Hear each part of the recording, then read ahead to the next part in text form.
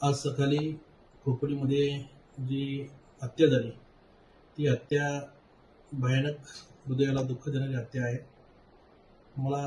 मी आज बाहेर गावी आहे. मी आमच्या कर्जतमधील जे जैन समाजाचे सर्व व्यापारी वर्ग आहेत त्यांची राजस्थानमध्ये एक यात्रा असल्यामुळे राजस्थान गुजरातमध्ये त्या यात्रेच्या कार्यक्रमासाठी मी सकाळी घरातून 7 वाजता निघालो. 10चं माझं फ्लाईट होतं. मी सकाळी 7 वाजता निघून 9 वाजता एअरपोर्टला पोहोचलो आणि मी फ्लाईटमध्ये बसल्यानंतर माझा मोबाईल 1-2 तासासाठी बंद होता. नंतर मी फ्लाईटमधून 11 वाजता अहमदाबादला उतरलो. तेव्हा मला कळलं की अशी एक खोपोलीमध्ये घटना घडलेली आहे आणि ती घटना इतकी मनाला दुःख देणारी घटना आहे तर त्या घटनेचा जितका आपण निषेध करू तितका निषेध कमीच आहे. परंतु काही वेळानंतर मला हेही समजलं का तिथे ज्यांनी घटना केली ती घटना खोपोली शहरामध्ये झाली. खोपोली शहरामध्ये होऊन अनेक लोकांची त्यामध्ये नावं घेण्यात आली. त्यामध्ये दुर्दैवाची गोष्ट अशी आहे तर त्यामध्ये कर्जतचे आमदार महेंद्र थोरवेंनी कुठेतरी बातमी बघितली तर तिथे त्यांनी माझं सुद्धा नाव त्या घटनेला जोडलं गेलं. ह्यामध्ये त्याचा राजकीय स्वार्थ साधण्यासाठी महेंद्र थोरवे या अशा गोष्टी करतोय.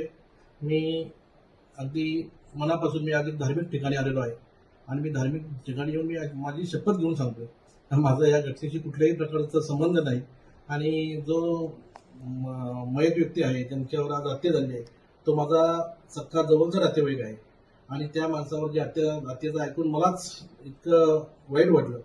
ती घटना बघून माझ्या मनाला एकदम दुःख झालेलं आहे आणि काही वेळानंतर समजलं का बाबा FIR मध्ये तुमचं सुद्धा नाव घेतलेलं आहे आणि महेंद्र थोरवे असतील, संकेत भासे असेल आणि त्यांचा भाऊ मनोहर थोरवे असेल यांनी पोलीस स्टेशनला काहीतरी मोर्चे काढले आणि पोलिसांच्यावर दबाव टाकण्याचं काम केलं आणि माझं नाव आणि भरत भगत यांचं नाव घेण्यासाठी त्यांनी पोलिसांना कदाचित हे केलं असेल आणि मला कर्जत असेल रायगडच्या पोलीस प्रशासनावर विश्वास आहे.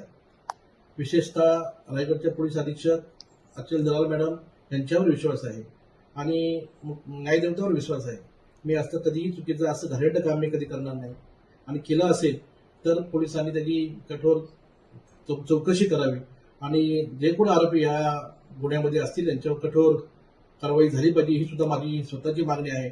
आणि मी पोलीस प्रशासनाला सांगू इच्छितो जेव्हा तुम्हाला तपासासाठी माझी गरज लागेल तेव्हा मी आपल्या इथे हजर राहून आपल्या तपासाला मी स्वतः